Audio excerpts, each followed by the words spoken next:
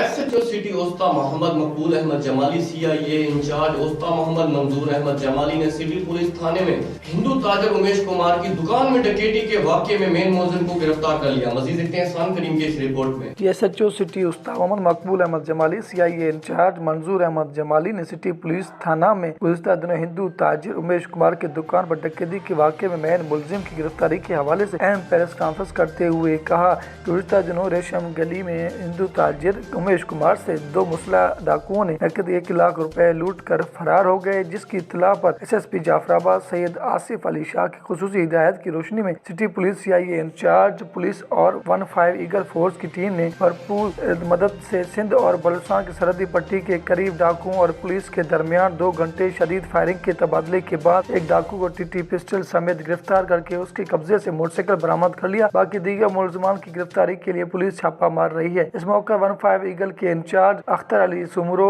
Head Murar Ghulam Hussain Bangar और दीगर police के अफसरान भी मौजूद थे। कैमरामैन टीम के साथ एहसान करीम, राज न्यूज़, ओस्ता मोहम्मद।